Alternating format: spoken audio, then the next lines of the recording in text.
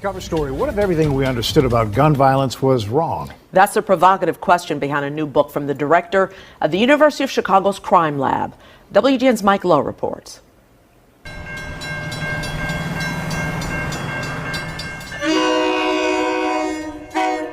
Dorchester Avenue runs through Chicago's South Side for more than 50 blocks. Why is this a significant street in the city of Chicago? Yeah, so here we are at Dorchester and 71st. Easy Tree Recycling is right behind you. But when you actually look at what most shootings are in Chicago. University of Chicago behavioral economist Jens Ludwig says this section of the street is a study in what we don't understand about gun violence. Right behind you is the neighborhood of Greater Grand Crossing. Right behind me on the other side of Dorchester is South Shore. Conventional wisdom says that both neighborhoods should have identical gun violence rates, right?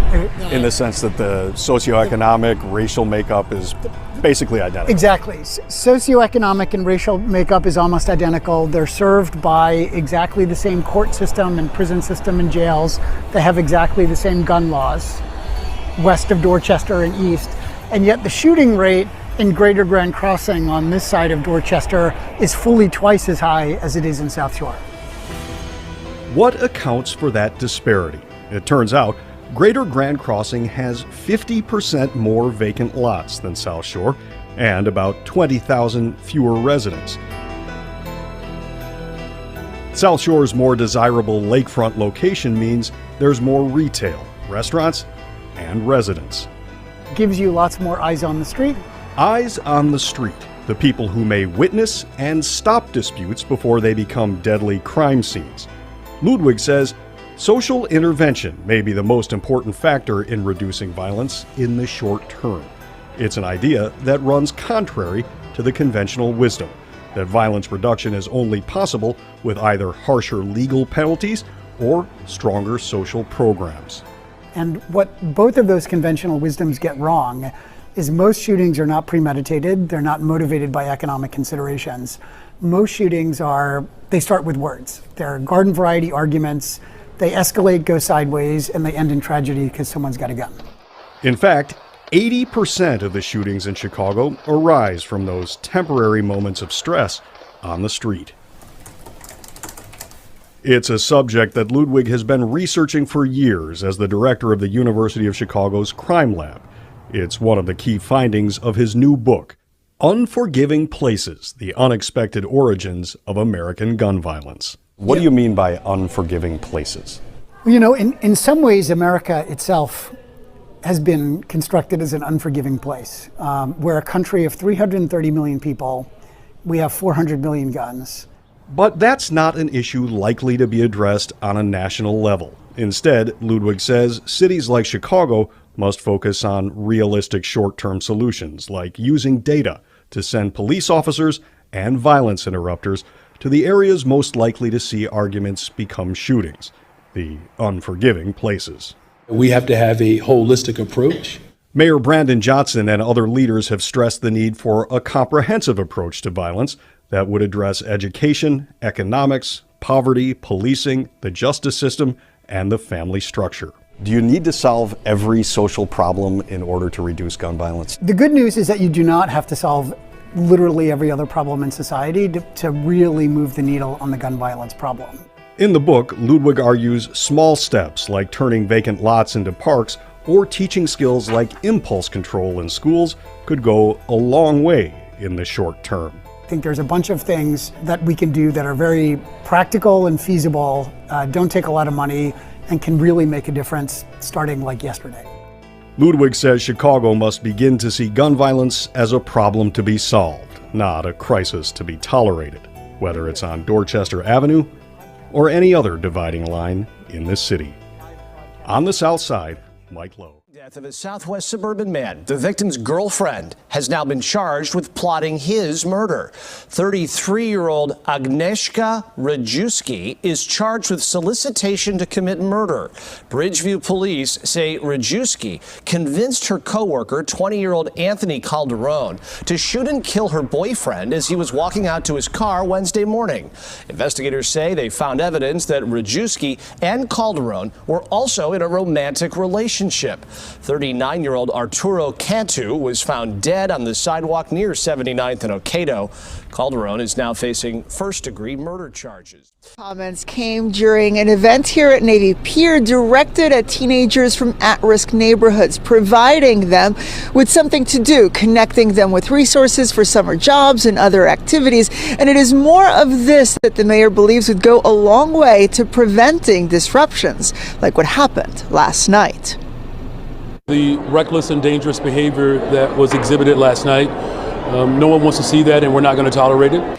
Mayor Brandon Johnson today reacting to last night's so-called teen takeover in Streeterville.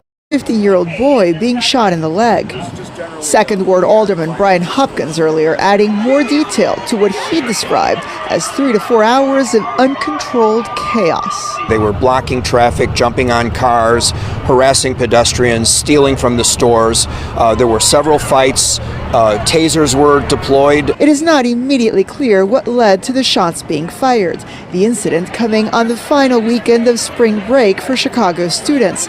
It is a weekend during which the city also hosted its 4th annual My Chai, My Future Teen Bash event at Navy Pier, where it's estimated between 1,000 and 1,500 teens came out to participate. Some saying more of this is what is needed. At first, when I came here, I'm like, this is going to be so corny, and then I'm in here, and it's like so fun. There's so many things that I can do, so much of a variety. Simmons City Council saying what is needed is a change in the city's curfew for minors from the current 10 p.m. to 8 p.m. That can be used to quell the violence before it starts. The police have asked for this tool. I think we need to give it to them. It's an extraordinarily difficult thing to do, to contain 300 teenagers when you only have about 60 police officers. Changing the curfew is something that Alderman Hopkins first attempted to do last summer. At the time, City Council deferred the vote, sending the proposal back to committee. It is one that Mayor Johnson opposes. Times like this, when the fear is all too real for Principal Dozier. In 2009, the brutal murder of one of her students was caught on video and broadcast worldwide on the internet. Simply sickening is about the only way to describe it. Pictures taken on a cell phone of a kid pounding another kid with a wooden board. That teenager who just got hit is 16-year-old Darion Albert, and he's dead now. Chilling new details about the teenager who carried out the Texas massacre. 18-year-old Salvador Ramos posted messages on social media hinting about his evil plans. Wait till tomorrow when this warning and this. Kids be scared, along with photos of 2 assault rifles and a high-capacity magazine. The morning of the massacre, he sent this text to a young woman he knew. "You gonna repost my gun pics?" She answered, "What your guns got to do with me?" He replied, "I got a little secret I want to tell you." Texas Governor Greg Abbott revealed 3 chilling Facebook posts. He said, "I'm going to shoot my grandmother." The second post was, "I shot my grandmother." The third post, maybe less than 15 minutes before arriving at the school, was, "I'm going to shoot an elementary school." Here's Jim Murray. Friends say Ramos was a loner who was bullied at school for a speech impediment and reportedly came from a family troubled by drug addiction. Several months before the massacre, he came to live here with his grandmother, who worked for the school district. He slept on a mattress on the floor. Increasingly bizarre. I was going to start being his friend no more because he was being weird with not only me, but a lot of other people. Isolated, who has psychological or physical characteristics that marginalize him, who was bullied. That's a prescription for disaster, and it's present in the majority of school shootings. This video shows graduating seniors from the killer's high school being welcomed by kids at the elementary school. Ramos targeted the school just 3 days later. The day of the shooting, Ramos had a fight with his grandmother over failing to graduate. She was shot in the face and is in critical condition. He shot his own grandmother, and from that point just triggered this mass shooting. Ramos fled the home in his grandparents' pickup truck, crashing into this gully. Surveillance video shows him running into the school seconds later. The massacre was about to begin. A new perspective on the deadly school shooting in Uvalde, Texas in 2022. We got a first look at police body cam video recorded as the tragedy unfolded, and we caution you here. What you're about to see in this report from Omar Villafranca is graphic. Omar. Well, these videos reinforce what came out in previous reports about the lack of leadership at that scene. Who are we waiting? Newly released body cam video shows police standing outside the classrooms at Robb Elementary in 2022. After 77 minutes of inaction by federal, state, and local police, a barrage of gunfire. Officers move in and announce the suspect is no longer a threat. While others are yelling to clear a path, officers enter classrooms streaked with blood, and they find children screaming. The blurred video covers officers who are rushing injured students out of the classroom, frantically performing first aid. In another scene, just moments before the breach, an officer in the hallway is heard trying to talk to the shooter. Please put your firearm down. We don't want anybody else injured, sir. These are innocent children. The gunman does not respond. Who did this to you? Who's your grandson? Attorneys also released video of officers arriving at the home of the shooter's grandmother. She was found lying on the ground moaning after the suspect attacked her and shot her in the face, minutes before going to Robb Elementary and killing 19 students and 2 teachers. Former Uvalde Schools Police Chief Pete Arredondo and Officer Adrian Gonzalez faced multiple criminal charges, including child endangerment. They have pleaded not guilty.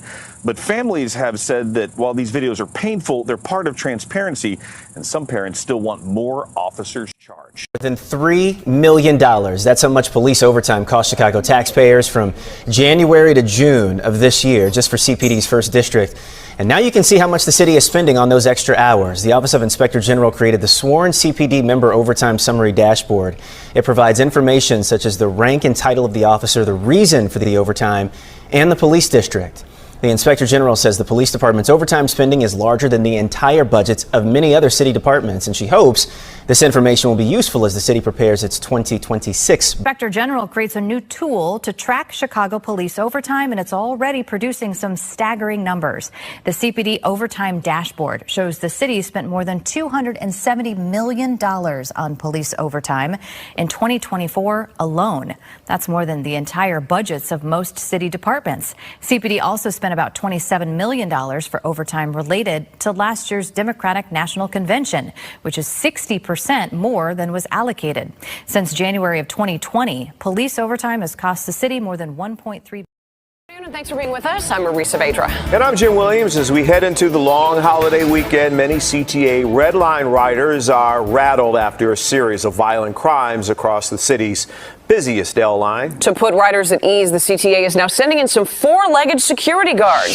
CBS 2 investigator Megan Hickey joins us live. Megan, this comes with a pretty big price tag.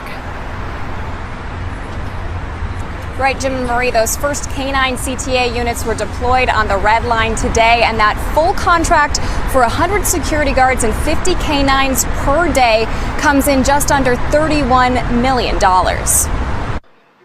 One more crime deterrent on the CTA, this time in the form of Man's Best Friend. These new K9 teams will add to the approximately 300 unarmed guards scheduled to patrol the rail system daily. When I seen those officers and that K9, I knew like Chicago PD is out here and, you know, they're keeping us safe and they're doing the best that they can. The teams at the 95th Street Red Line station were deployed less than 2 hours after a judge ordered no bond for this man, 31-year-old Christian Thompson, charged with first-degree murder for shooting and killing 40-year-old Anthony Binion on August 17th. Prosecutors said Thompson started a fight with Binion at the 69th Street station around 8:30 that night. Words turned into fatal gunshots. Thompson had just gotten out of prison for threatening to kill a woman at knife point. He'd been sentenced to 15 years in prison in 2016, but was released early in April. On Friday, CPD said they're also looking to identify these people, seen here in snapshots from surveillance video, responsible for an aggravated battery on August 27th in a Red Line train car on North State Street just after 12 a.m. Back at 95th Street, Red Line riders like this woman who takes the L back from work late at night tells me she remembers K-9 units on the L in the past and doesn't know why they left. When they were out, it wasn't no trouble. Now, the CTA declined an on-camera interview today, but a representative did confirm they used to have a contract with the same K-9 security company about 3 years ago with good results. We will keep checking in to see if and how it impacts crime here on the CTA. Live at the 95th Street Red Line station, Megan Hickey, CBS 2 Investigators. Megan, thank you. News right now on the city's north side. Police are on the scene of a reported shooting that happened near a school in the city's Uptown neighborhood. Chicago fire officials telling us that one person was shot near Winthrop and Foster and then ran into a nearby school looking for help. He has been taken to a nearby hospital for treatment. Police are still on the scene. They are still investigating right now into what exactly led up to the shooting. Tricia Hood was released Monday from the Cook County Jail after murder charges were dropped against Hood and her 14-year-old son. The state's attorney cited new emerging evidence. Chicago police initially released this surveillance video of the shooting inside a West Pullman restaurant. It led to charges against Hood and her son, who can be seen shooting and killing Jeremy Brown. If you say one more thing, I'm gonna knock you out. Days later, cell phone video circulated online. It showed what led to the shooting. Brown can be seen violently punching Hood in the head. That's when her son enters the restaurant and shoots the man attacking his mom. Attorneys have now filed a lawsuit against the city. Despite having a copy of the surveillance video, Chicago police only released the shooting, not the assault against Hood, even though the angle of the camera inside the restaurant would have likely recorded it. Yet she was charged with murder. At a press conference late yesterday evening, Cook County State's Attorney Kim Fox announced 30-year-old Ronnie Davis has been charged with 4 counts of first-degree murder. These people were executed, point blank while they slept. Prosecutors say early Monday morning, the 30-year-old put on a mask and proceeded to shoot and kill 4 random people on a Blue Line train in Forest Park. I can't recall any sort of mass killing like this ever occurring. And so, no, I don't necessarily worry about homeless people being killed, but I do worry about homeless people being vulnerable. Here at 6, a mother and daughter violently attacked after getting off a Red Line train here at the 95th Street station. The pair beaten and robbed by as many as 10 people right during the afternoon rush. But the violence doesn't end there. CBS 2's Chris Dye traveled to that station today and found himself at the center of another violent encounter. As we were preparing our story here today on that mother and daughter attack by a mob at the 95th Street Red Line station, another woman was attacked, hit in the face and maced by a mob here. Not sure if it was the same one as yesterday, but for one family, it means they'll never step foot on the CTA lines ever again. He punched me in my face, like full-on fist. It happened after an L ride back from the Loop to enroll for college and a mother-daughter lunch. So I had already knew I was finna die. So I just said, let me just shield my daughter so she won't die. The gang of 10 were on their train. The attack happened after they exited the station at 95th. And they came from right here. And The two, along with Laura Irvine's godson, were attacked as a security guard just watched. I seen CTA workers and the security women. I seen them, but they didn't do anything. Absolutely nothing. I was thinking to myself, why are you here? You can't do nothing. But something did happen as our cameras rolled. There they go. As they recreated their terror, freeze the tape. The same gang there 20 hours before, still at that station, intimidating. We aren't going to air the gang signs and the audio from that group. I don't want to never get back on there. Switching gears here to America's crime crisis, a Chicago couple is speaking out after they were brutally attacked by a mob of teenagers. The husband and pregnant wife were beaten, stomped, and kicked repeatedly. And tragically, that couple has lost their baby. Another lady came to me and dragged me through my hair. Another person started stomping all over me, and my husband ran towards me to save me. Over 10 people held him. We believe in faith, and it wasn't meant to be. So we don't know why this happened to us. William Kelly is a Chicago-based reporter and joins us now. William, this happened in Streeterville, which is a nice area of Chicago, and the details here are devastating. What can you tell us about this? Well, God bless you, Carly. And it breaks my heart, not only as a reporter, but as a lifelong Chicagoan who was born and raised on the south side of Chicago. Now we see the kind of violence associated with the south side all over the city of Chicago. Yeah, Streeterville is the postcard of Chicago. When people think of the postcard of Chicago, they're essentially picturing Streeterville. But I've been reporting on these teen takeover mobs, flash mobs, for quite some time now. It seems like years. So our current mayor, Johnson, knew about this. This was preventable. That video, I shot that. The police superintendent Schnelling knew about this. This was preventable. This couple did not need to be attacked. They did not need to lose their baby, Carly. And the woman just found out that she was pregnant. This should be the happiest time of their lives, which is why they were on a date night, as every couple does in Streeterville. You think you're safe, and clearly you're not. And, and the thing about this is, she says that they didn't rob this group of teens. Didn't rob them. No, they were just out for violence. They punched them in the stomach, which is why the woman lost her baby. Pepper sprayed them. Police caught two of them. Yeah, a 14-year-old boy, a 17-year-old girl, but both of them were just charged with one count of misdemeanor battery. That's a slap on the wrist for causing this woman to lose her child. Well, they always attack from behind. You never see it coming. Once you're on the ground, they stomp on you. I've had it happen to me, believe it or not, in Streeterville. So this is nothing new. And what's really upsetting is that the Chicago media, the police superintendent Schnelling, the mayor, they're treating it like a one-day story. They want this to go away, which is why thank you, Carly, for bringing this story to the rest of the country. Alderman Brian Hopkins says he knows Streeterville residents are on edge on what seems to be a nightly basis, an influx of young people taking over the sidewalks and running around the area using the AMC theaters in the 300 block of East Illinois as their rallying point. We have no problem with teens talking to teens and hanging out downtown. When they cross the line into criminality, that's when we have a problem. And that is, in fact, what's happening.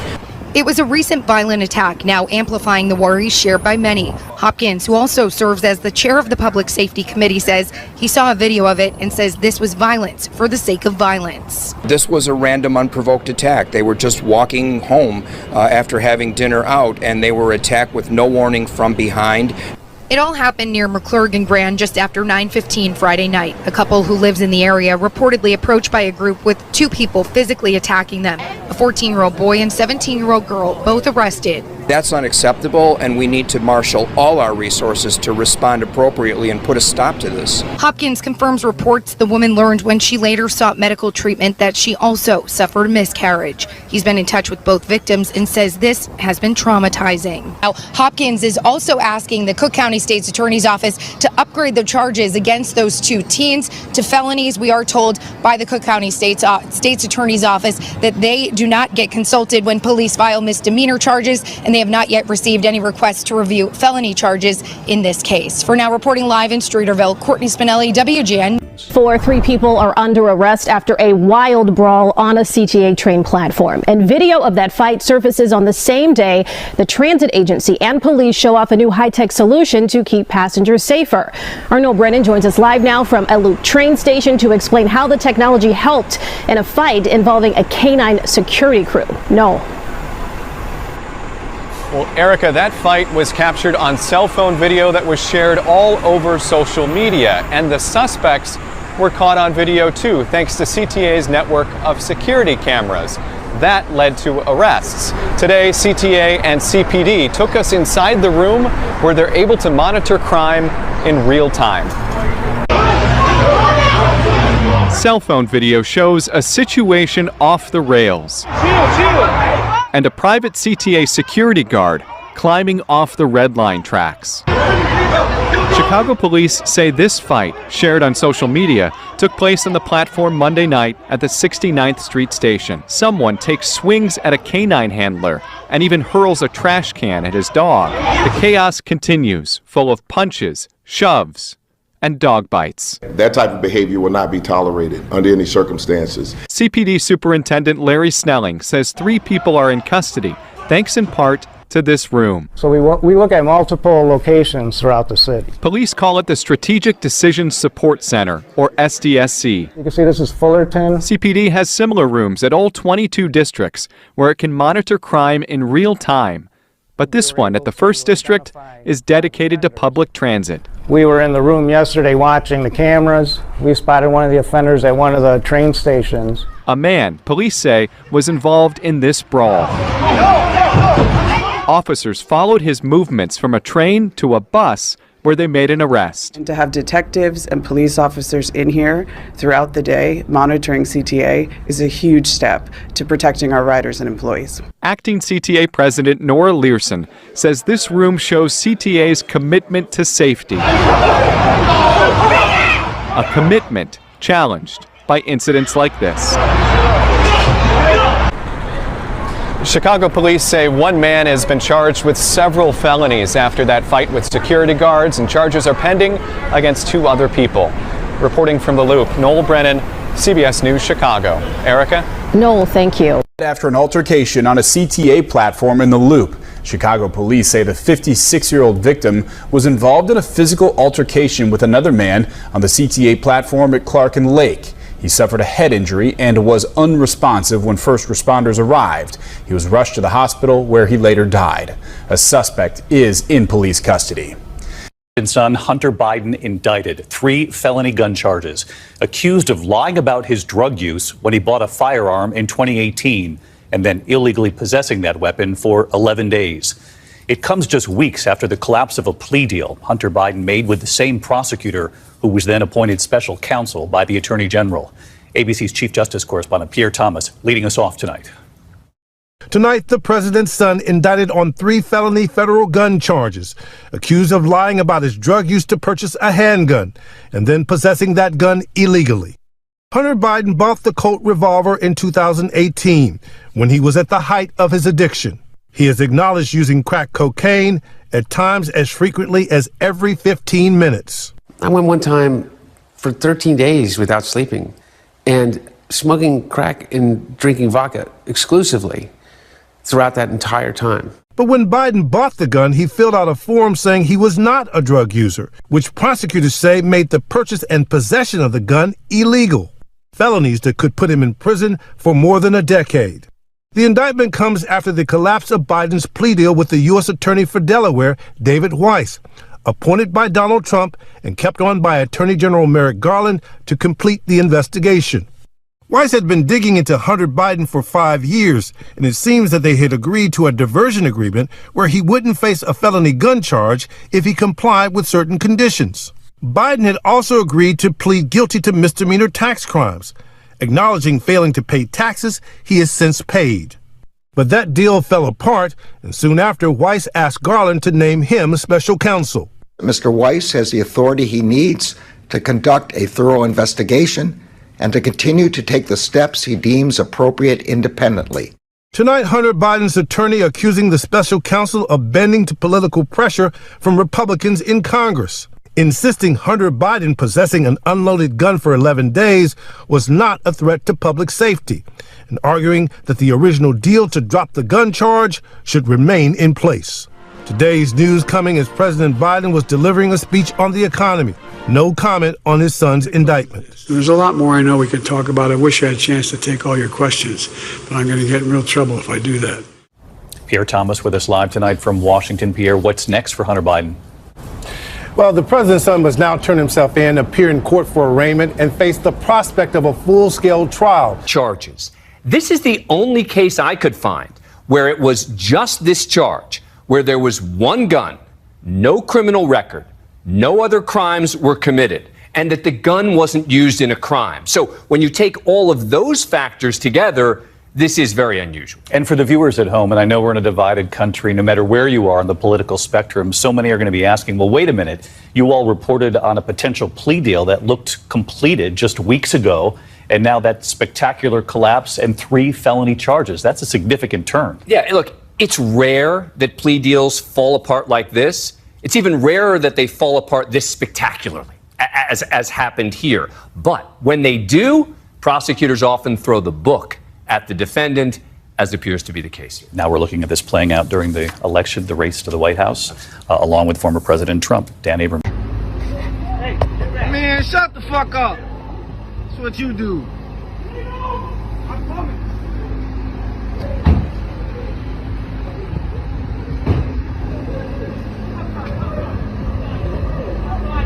They beating him. They beating him. Stop! Get more cars here now! Hold them. Boy, you need more cars. Chicago area. Stop! I can't breathe. I can't breathe. I can't breathe. Stop! Stop moving! I can't breathe. Stop. Hey, come on, let go. Let go. Why y'all pull in front of this car like that? Stand up. Stand up. Stand up. Stand up. Y'all put that man out his pants, all type of shit. See, y'all put that man out his pants, all type of shit. Y'all tweet.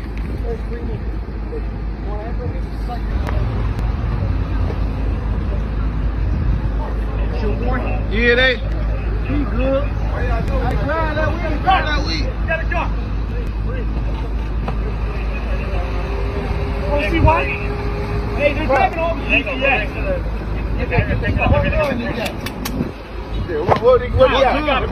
Back off! Get away! No, I'm on non-violence, man. Back off! Get away!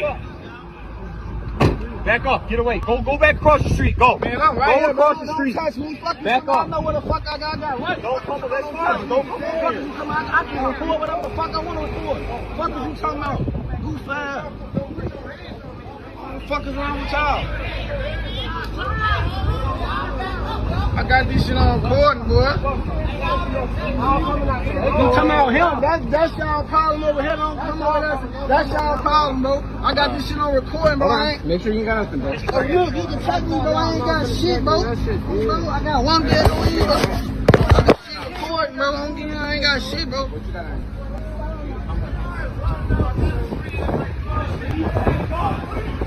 Y'all got guns. What is this up? This individual's got a gun with an extended magazine. So do your job and quit coming up on us and screaming at us. You know how fucking frustrating that is? Then we gotta run through that in the middle of the fucking street with the goddamn gun. Do you know? Do you know? Look, how many people get across the street? And you're in my face. This shit doesn't happen. All right, I've sat back and I've watched everybody have their statements about violence in Chicago and Donald Trump bringing troops. And I'm going to tell you where I stand. And if you know me, you already know where I stand. But let me first get this out. I am sick and tired of hearing Brandon Johnson and his paid comrades to go around saying violence is low to try to pad his record. It is utter bullshit, and it is a disrespect to our seniors who are being shot up in front of their senior buildings, to our children who are being shot up walking to school. It is a disrespect to all of the families that are constantly being shot each and every day. Chicago has a violence problem. And the only reason why violence is down a little bit is because violence went up during COVID. We know why violence was high during COVID. It was higher in every city around the country. Post-COVID, violence have come down a bit. But if you look at right before COVID, where 500 people were killed in 2019 and over 2,000 people were shot, we're right back at those numbers. Almost 300 people have been shot this year, and 300 people have been killed this year, and 1,300 people have been shot. that means that we're on par to go back to the numbers where we were before COVID happened. So stop this bullshit rhetoric. We do need federal intervention. We do need task force. We do need Donald Trump to work with our government so that we can deploy as much resources as possible so that we can clean our streets up. But that's going to take for our corrupt politicians to want to work with every level of government. And they don't want to. You know why? Because violence pays. Violence makes it a topic where people can go out and say, well, I'll decrease violence a few percent, vote for me again, and keep getting campaign donations and keep getting kickbacks from all of their friends that they're patting their pockets for while they're in office. 15th Ward Alderman Raymond Lopez posting on X saying, quote, today the 15th Ward experienced a shooting near Tilden High School. If having National Guardsmen on hand to increase uniform presence keeps our youth from getting shot, what's the problem? Neither Governor J.B. Pritzker and Mayor Brandon Johnson are providing real solutions for my constituents. I hope President Trump comes to Chicago and can do in Chicago what he's done in Washington. No murders in Washington in 12 days. In Chicago, 254 people have been murdered in 233 days. You can honestly wake up in the morning and say, somebody's going to get murdered today. And you can also say 80% of that, the people murdered will be black, because 80% of the murder victims in Chicago are black.